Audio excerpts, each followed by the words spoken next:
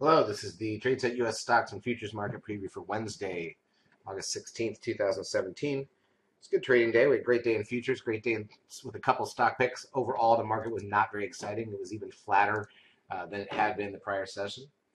So not much to see from that perspective, but still good for us. Very green overall. Here's a look at the ES front month futures contract. This is the daily chart of the S&P 500 futures form. You just hold after that little dip last week and come back yesterday.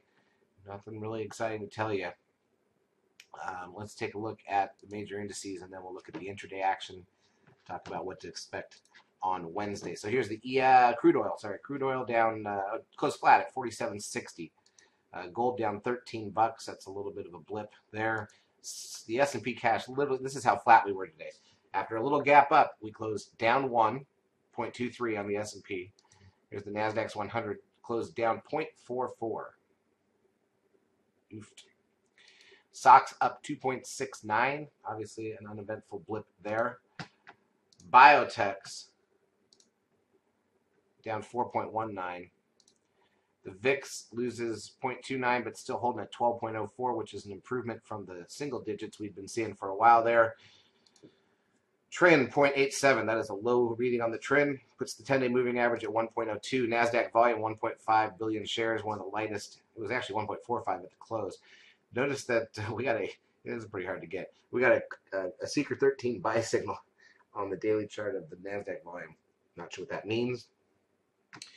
Increased volume might mean increased volatility if that's what we get. Advanced decline ratio on the Nasdaq was negative 968. Keeps the 10-day moving average there negative. On the New York was negative 788. Keeps that moving average also negative. In terms of individual stocks, Google only down 85 cents. Obviously, that's not much for Google. Apple up $1.75 to new closing highs. Why not? Amazon down 56 cents, which is not really a big deal. Netflix down 250.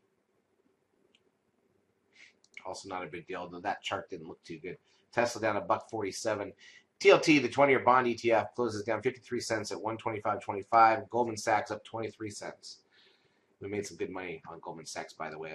One of our calls was to short Goldman. They had that opening move that you can see the gap up, and we shorted breaking under that about an hour and 20 minutes in, and it worked really well. So that was a nice winner for us on the session. All right, let's take a look at the intraday action on the futures. Look at this. So Monday we had the gap up and pushed higher for about 40-45 minutes, and then just dead flat the rest of the day.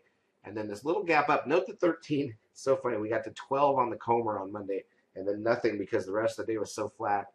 And we get this little gap up. And that gives us the 13 sell signal, and that's the high on the 5-minute chart. And then filled that gap and wiggled around a little bit. But basically, today's value areas were so narrow because the prior day's action, the bulk of it was narrow. But tomorrow's are going to be even worse because this was even flatter, obviously. And then the Nasdaq side, not even any more interesting. The entire range here covered really quickly. All right, so there's not much to look at there in terms of data on Wednesday and what to expect in general on Wednesday. We've got a couple of things to discuss. Obviously, this is options expiration week for August. Could be the least eventful options expiration of the year sometimes, but it doesn't mean we don't keep looking for it. So on Wednesday, the possibility of options unraveling means we're going to watch the market after the first hour, take that point and see if we get the move. If not, it could still happen on Thursday. In terms of economic data, we've got the MBA Mortgage Applications Index at 7 a.m. Eastern Time. Housing starts an hour before the bell.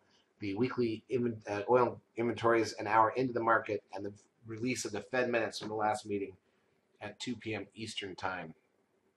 Still got some data left on Thursday and Friday for the week. But again, it's the options unraveling, and Friday is going to be a bust. Not enough data, and the options expiration itself. It's going to be pretty boring, I'm sure. Charts, as usual, brought to you by eSignal. If you've not yet taken a trial of our services, feel free to do so. We will help you out for a couple weeks. Have a great trading Wednesday.